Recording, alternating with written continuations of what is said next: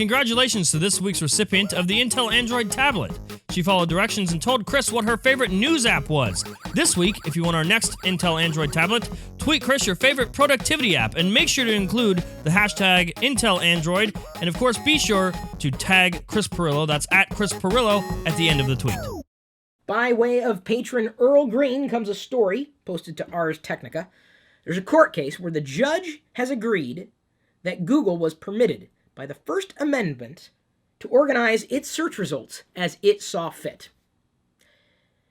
This is, I guess, entirely legal now. Not that it wasn't before. What's concerning to me in this ruling is not that Google was protected. It's that so many people rely on Google to get information. For many, Google's the internet. These are the same people who usually see Facebook as the only way to stay up to date with their friends. If they don't see something in a social feed, it never happened, which is very frustrating in either case. And I don't mean court case. I'm talking about scenarios. If you search for something on Google or any search engine and you don't see what you're looking for on the first page, do you go to the second page? I'll go a step further. If you don't see what you're looking for in the first 3 results, do you keep scrolling or do you search again? This is a challenge because the internet is getting bigger and bigger and bigger and bigger and bigger. And Google can only accommodate one result as the first search result. It only has so much space, but the internet keeps growing exponentially. It has to accommodate it. Well, this could potentially hurt businesses because the businesses realize that if you're not ranking high in Google search results, the chances of being discovered are between slim and none. I stopped fighting the search game a long time ago because I realized I couldn't win. I couldn't compete. Too many rules to adhere to. All I wanted to do was just share what was in my head and share my experiences and share my passion and share my thoughts and create content. At one point in time, it was relatively easy to do. Now it's a science. And I don't understand the science of SEO. And every single SEO company I've met, I'm not going to say is disingenuous. I'm just going to say that a lot of them are selling snake oil. Most of them are selling snake oil. And it's a challenge for businesses to compete with that. There are times that I know I've produced something, and I go to Google, and I type in keywords related to the thing that I've produced or created, and I still can't find it. And I know I'm the only one who did it. I think the Googles hate me. I can't back that up. But it's just interesting to see that Google, since it is an entity, the way it's set up, is set up the way it is, and that it can do whatever it wants to do with information. My concern is that the perception of that is just the opposite. And I believe there's a public perception, those who don't understand how business works, who don't necessarily understand how Google works, that Google isn't doing things in a person's best interest. Google's first responsibility is to itself and, of course, to its shareholders. So you're going to see Google make those moves. Google doesn't need to comply with a business's need to rank higher in Google because that's not what Google needs to do.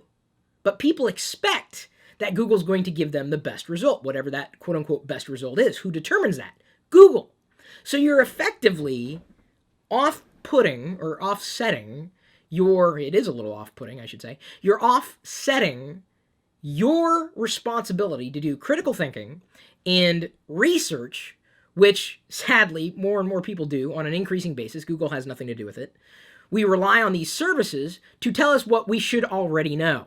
And I think there is an inherent need to apply critical thinking skills and research skills when it comes to finding the thing that you're looking for.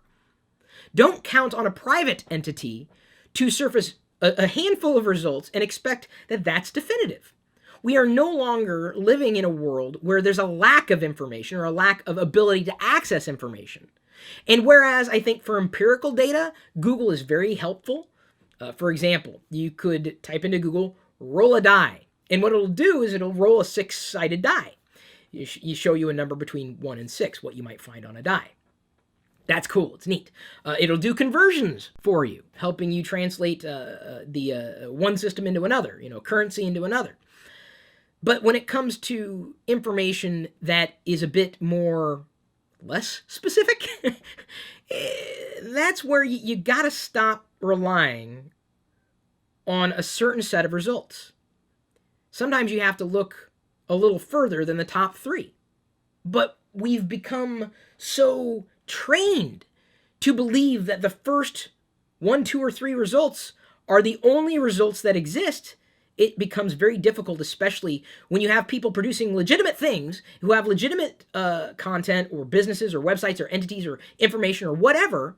They're being shoved down the list because there are some who are slightly less ethical, who are populating the top 3 links that Google surfaces with links that shouldn't be there. And because Google serves a place in our culture, a global culture, it makes it very difficult for legitimate businesses to deal with the onslaught of legitimate businesses, but slightly less ethical businesses nonetheless. So it's interesting that, again, this court case is saying that Google has the First Amendment right to do whatever they want to do and to rank things however they see fit.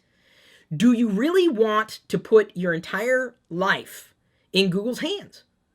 And when I say that, when you look for something, let's face it, you're probably going to Google. I go to Google all the time. I wouldn't be surprised if you've done a Google search in the process of listening to everything that I've had to say right now.